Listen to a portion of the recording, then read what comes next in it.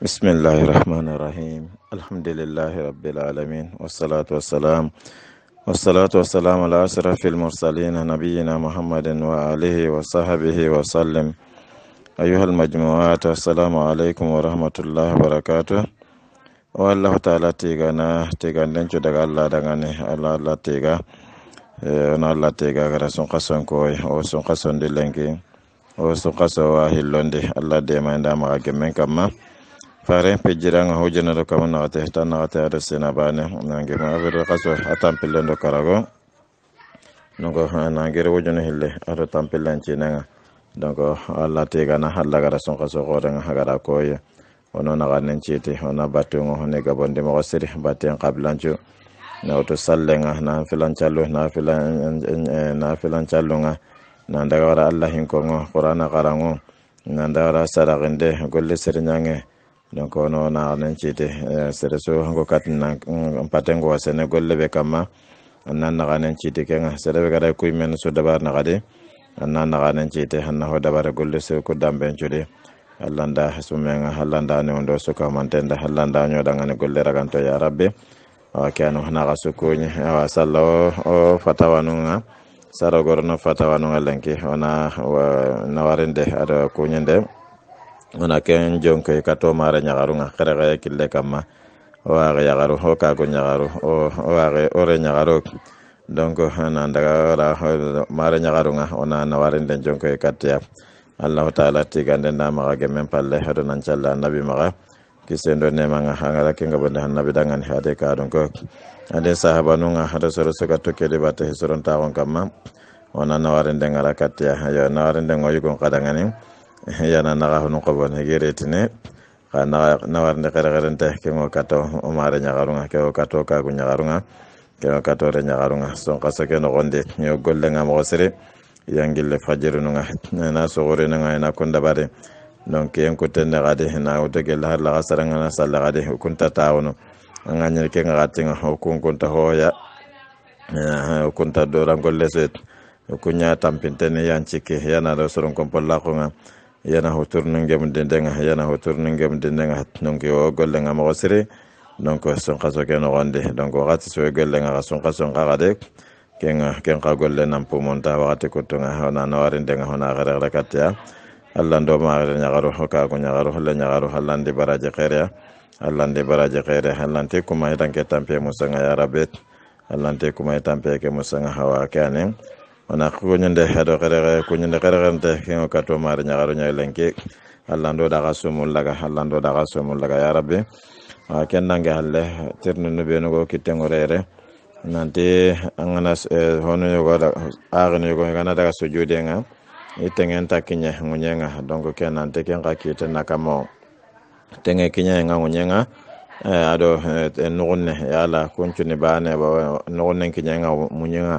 wajibi nyani ba mawajibi hete do natallanda magage menya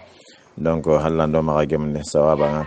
fare alayhi salatu wassalam ala kuna hadisende nanti di nyamari enan chujudi dingiran nyari kama ya farenga na ti di nyamare ke serebe gara ke nyamare ken ne kamane ke mayan daran kallanka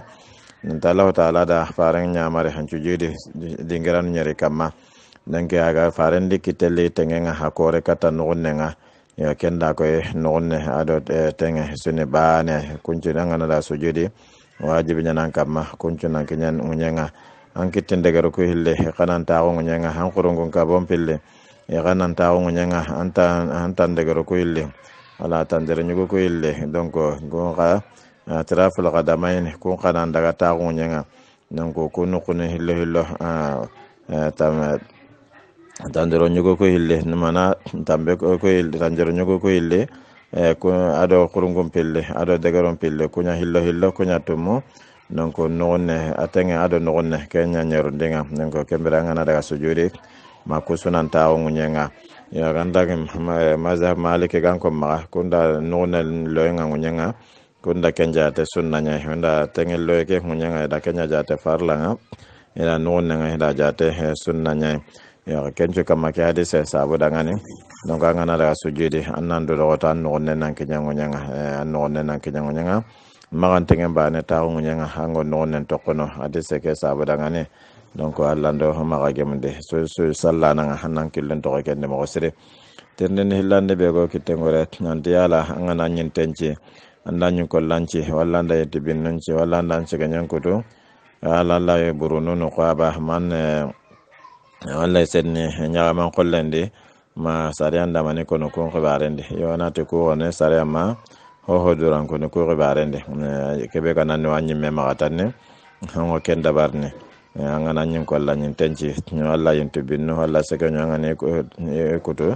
angara kumme kutu handi burade kempay kene kam walla angari sedi ñagaman qollende ade kempay kenga yo soro tane soro kanta dingena yitu ku sedi xuray kamma basa hono ade igana to hanyin tenkita na herawa nanda barni do kenkillen batte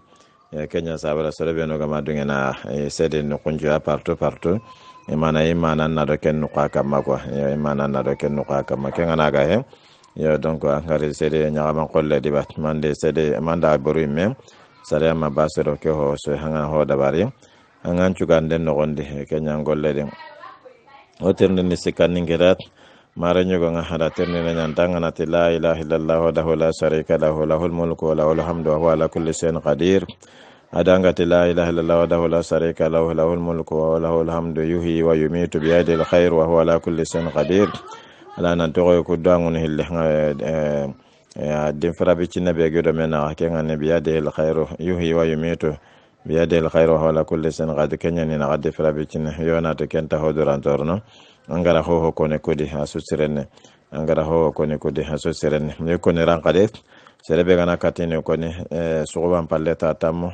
hutron palleta tammo asirenne angana katine gara kadi kameta asirenne farante serebe gana la ilaha illallah wahdahu la sharika lahu lahul mulku wa lahul hamdu wa huwa ala kulli shay'in qadir kiyende kameta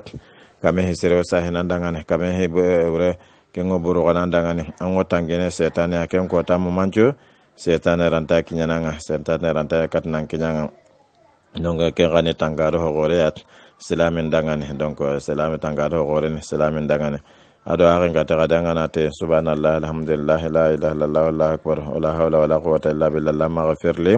ya kem pallangana du'a no ko na nanti wora gane yo ke be gare du'a nyangon kamat donc farenga to kana du'a na hina ona allah tiga ona nawari ona mama kempalle ona salla annabi maga kempalle keta ona duwa ala ko ta da yugo ngare aga do salla no wonta na ko santa duwa donc adu ta halle fare nda gare hati an jawo ata an jawo ngana salla ngana duwa ngana duwa na Allah te gana nan nawari kembira na salla annabi maga kembira na ran duwa ke gara kene gelle duwa ngan jikko surunga o gan khawno kellon to qoday Allah te gana nawari na jakina mama hina kembira na salla fare kamma kembira nan duwa wanda bari hangana du tan duwa ke gade da kanu gadan na salla annabi ma gade anan duwa ke na timade tege Allah du ngani kama ken duwa wa ta ganne handa ken duwa wora gene ona do gade duwa mo masu adamare me hangara da bari nani ibure duwa hete sumpukute duwa hete donc Allah ken duwa wora gana ndangani ma ando ke be angara Allah yakireta angara Allah nyaga ta na duwa ke ananya ndangani imma kenga ya nanye hiburo ne katanga balawo katanga ando ko kenyon tono bakano imma Allah nanya baraji andangani na saundangani baraji arjanna no wonde an ko ne gara duwa ndabari duwa khairin duwa nyagani ku hini sukidu ba nambe ke ngonya ndangani ho kun kunna mundata o gara Allah nyaga teke biya hana kusandara kenyo dangani kembate bane no wonde donc duwa ko ne ke angara duwa dabara Allah nyaga ti duwa cire nanye wango duwa hete sumbukute duwa hete ken duwa Allah ko hinu siki haw bana nyana ndangana de imma Allah nan duwa ke jabe imma anani balawo katanga o na kenyon to bakano imma Allah nanya baraja na so ndangana ngar jannan kanu no ne kenya sabu dangani silami maghfarati duwa wonde silami maghfarati duwa wonde wati sannan la ghairi hanna Allah nyaga terne na katande be go kitengore re gade nanti ya lawo daga na yugondangane o swatu kangenyete ke kangellonde ke paramtengo yugo maga agantati darura kote sabu dangane yo nanti kan qabila yugo no hiwakile nanti kan kulle wakil akile nanti kan kulle gal sugulle nyani khaira ke to wara itane nanti ya wakile ke gasuni gal sugulle nduro nya yo agane kundu nyagane to ke bane kenta hotorono yo atina kenya doro mangana ran kitenga yugo ngana kella doro mangana re kitenga kenta hotoron basa kan to nyana ka khalsi kulle nyan ante wadina ante khalsi kulle nyan rewa kille nanti zahabul bayda lor bula donc kemena nga khalsi kulle nyani kemera kenta hotorona ya kagana kange mo maso gana adim anta daga na higo na kello ndi magantati lo joro khote sabo daga ni la joro khote sabo daga ni donc kenni o tirnde na atande o tirnde na karagande mare nyugo nda duwa tirnde nyam nanti hinko ngebe gono haga warjaga ngosana donc hane hito indi tikenga ya donc onati hinko ngebe gono kengo warjaga ngosana kenne allah en allah nyaga yampay nga istighfarun konne adamare mi anna allah nyaga wasa yampay nga anna ken konne ngabonde astaghfirullah konne anna ken ngabonde hangana daga suratu nuh haykene no hada ken konne he sorondangani faqultu astaghfiru rabbakum innahu kana ghaffara no hati sorondangani khalaqa kama nyaga yampay nga allah nya yampana goren tun kanyane aga na kenda barta yursilis samaa alaykum midrara wa yumdidukum bi amwalin wa banin wa yaj'al lakum jannatin wa yaj'al lakum anhara ma lakum la tarjuna lillahi wa qara hanangari aga na allah nyaga yampay nga awo kamme aw kenya kandina ga kamma aga be gabe kan tekken gabe ana kenya kanda ga kamma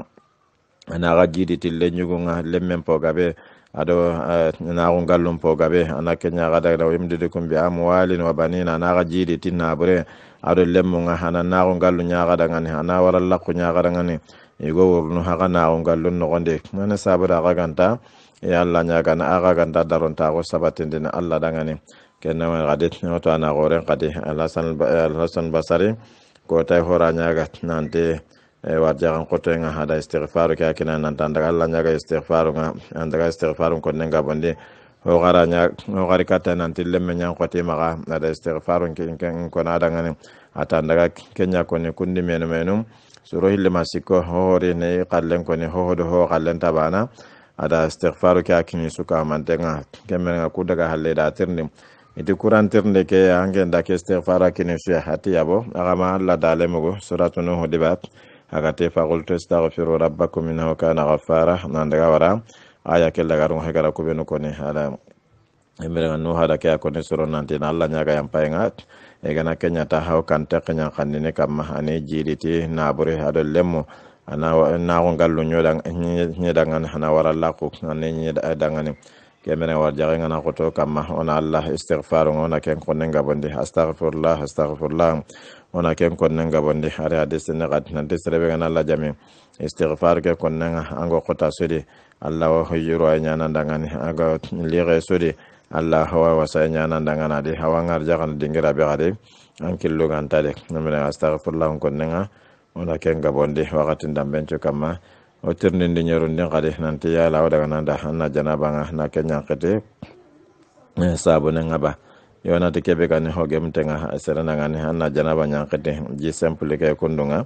yo anga na ya kete jan simple nga awati tanabe walla ndu talle alla yankene te han sabu ne nga walla ngana ya kete sabu ne kem palle me gade anani ji senne wa ma hanna ya kete kenji mulle hanna janaba nga na ya kete kenga anna dabar ke mogodi kenya isrenne kenya gemontenne donc waari nga tende ni ñorndi be ko kitengore keda nanti mare megane so bangara kallagare aga na ke aya gara nanti wala annahum sabaru hatta takhruja ilayhim awaya ke kutunu killende anta gatimandini ana khusanta da kunutun qara walla gana arakan sura depukodi aga ne jo patani anta ga timandini ana daga kunutunga aw kunutun qadabarni rukon kan nyakane yona tikebe gani hosirenga haarendangani angana har ayan jopa hanna aya ketimmandia angana ayan jopa anna ayan timmandia sura depo ko ke modi angane sura depo angane jopa anne timmande kenya hawlantenne ya gana ngana konton ni mera buluramba sentanga angara aya bana ayo hilla gara koni angara kannen no gonde ken wasane antanya na duna wajibi nganka mananti manna timmande ngana timmande kenya gemtenne kenya sirene nanti kunga ya nunga hegillu hete kemya ya kunutun qabe gani awda gana rukongen kane awa awda gana rukongen palle mo kebe malike kan ko magay ko ndar nanti anna kunutunga anna dabare rukongen kane ado gadanna dabare gundonde kake mun nyimme so de da ko nan de serebe gana dabari ruko palle bas zuntai donc konuto nga ngara dabari ruko ngankane walla nda dabara halle kencu siren su daganten yoga angana aya be jopawoni anna aya ke timmande amma aya kuto killendi walla sora deppo ko gadi ko ngai gillo heti kenda ngana kun jopat anna kun timmande yoga na serebe aare ke ga dabar ne ngara ngare ya Allah ba tirni ne na tirna sababu nga ya gana sababu ko nanda agara sanke sababu garai wuti ha gana garanta wuti yona wara kille heti kenyangolle muslaha kamma ati tirni ne segonde be ko kitengore keta nanti ken yugo ay ken serayi anta sallini ka son kaso nganari aw sumuno aw sallini son kaso ken ngone son kaso ngana nyeme gade nyeme son kaso kenga karaba ne gade akende yokungo so daga ko zenga daga vacances nga awana ndiken nakamo honati to anu ngara kebe ko ne ke kama khibarende serem bono aganya ke khibare serebe bono aganya ke kama nga serebe ganta Allah bata ganta te sun khasonya Allah kenna no daimun abada sun khaso tana su kamanni Allah fasan ta gore kelle sun khaso ndangani yo kenta ko nanti anna Allah batten to no khaso tam do bane anna rabato khaso bane no wonde kenta gemme donc kallenga na nyaranga kun khaso kutu no wonde kenna mane konno ala angana ngo hare